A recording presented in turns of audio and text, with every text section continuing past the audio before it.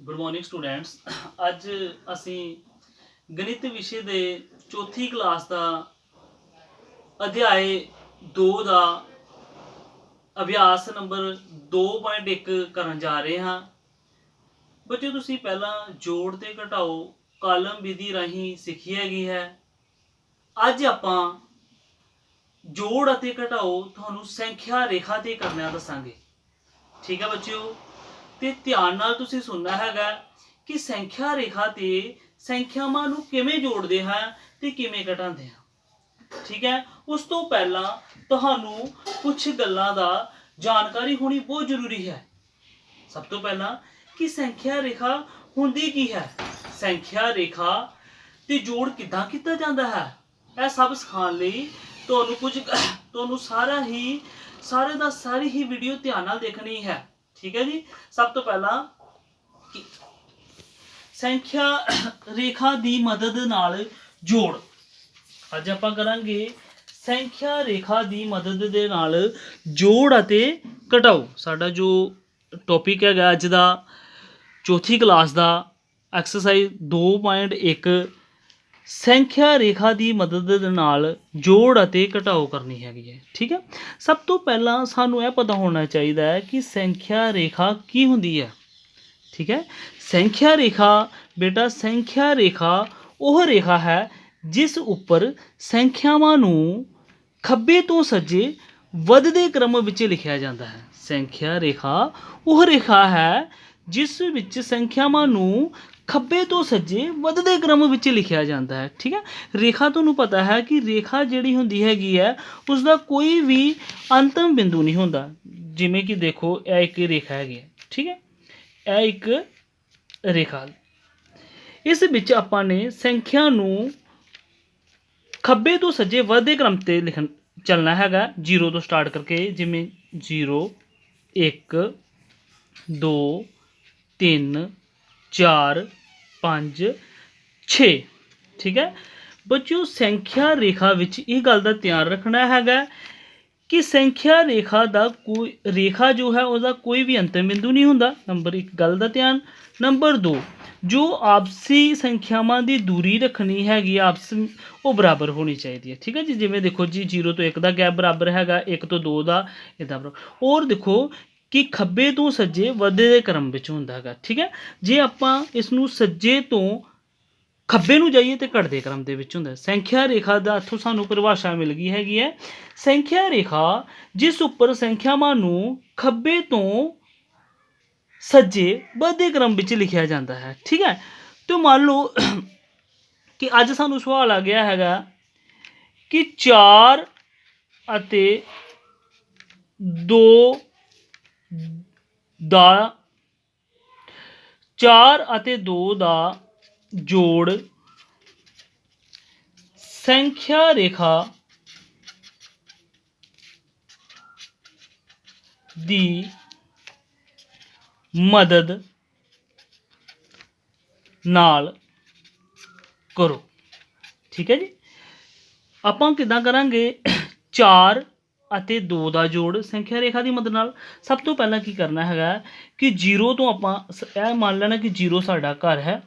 इत्थों चलना कि जो सानू सवाल दिता गया है सवाल उहदे विच 4 पहला गया, 4 सीधे 0 तो 4 ते चल जाना हैगा तुसीं। ठीक है, इत्थे आ गए। उस तो बाद उन्होंने कहा 4 दे विच किन्ने जोड़ने हैगे 4 का जोड़ करना है 2 नाल। ठीक है जी, जोड़ करना तो वधदे क्रम इधर नूं जाना है 4 तो 1 कदम तो 2 कदम।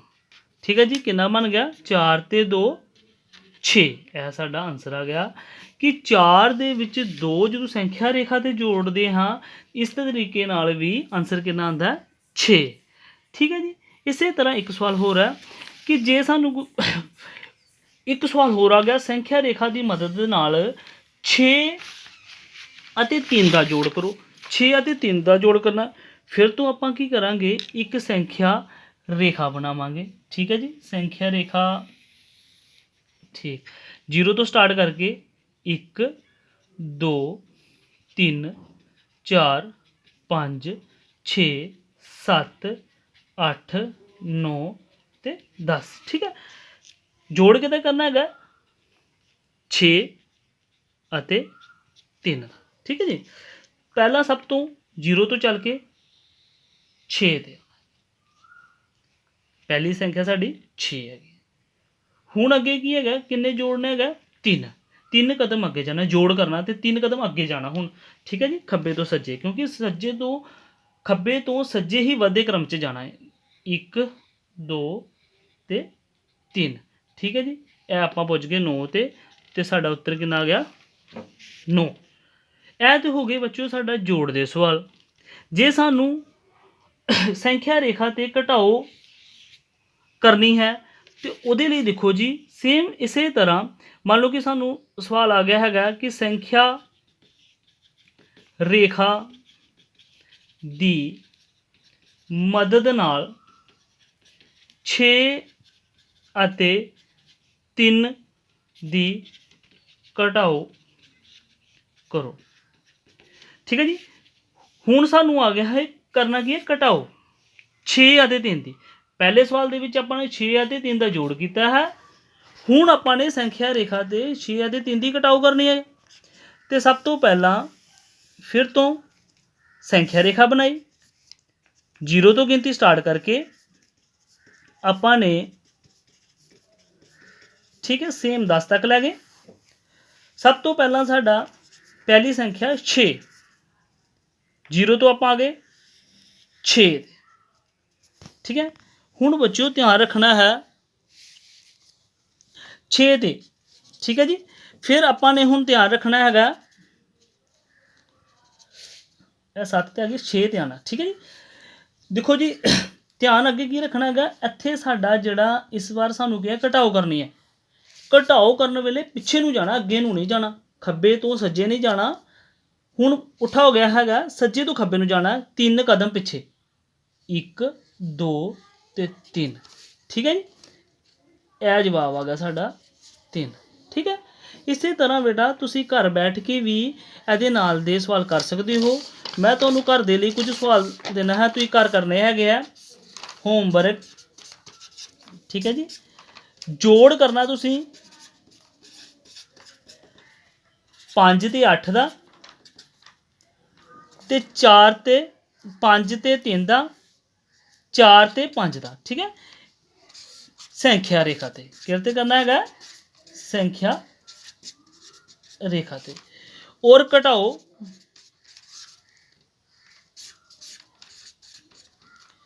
5 ਵਿੱਚੋਂ 3 ਘਟਾਣੇ ਹੈਗੇ ਆ ਤੇ 7 ਵਿੱਚੋਂ 2 ਘਟਾਣੇ ਹੈ। ਇਹ ਸਵਾਲ ਵੀ ਸੰਖਿਆ ਰੇਖਾ ਤੇ ਹੀ ਕਰਨੇ ਹੈ। ਠੀਕ ਹੈ ਜੀ। ਇਹ ਤੁਹਾਡਾ ਘਰ ਦਾ ਕੰਮ ਹੈ। ਮੈਂ ਉਮੀਦ ਕਰਦਾ ਹਾਂ ਤੁਹਾਨੂੰ ਇਹ ਟੌਪਿਕ ਬਹੁਤ ਹੀ ਵਧੀਆ ਕਰਕੇ ਸਮਝ ਆਇਆ ਹੋਵੇਗਾ। ਹੁਣ ਤੁਸੀਂ ਕੱਲ ਆਪਣਾ ਸਾਰੇ ਹੀ ਬੱਚੇ ਇਹ ਜੋ ਸਵਾਲ ਮੈਂ ਤੁਹਾਨੂੰ ਘਰ ਦੇ ਕੰਮ ਦੇ ਲਈ ਦਿੱਤੇ ਹੈਗੇ ਆ ਕਰਕੇ ਮੈਨੂੰ ਦੱਸੋਗੇ। ਠੀਕ ਹੈ ਜੀ। ਧੰਨਵਾਦ ਬੱਚਿਓ।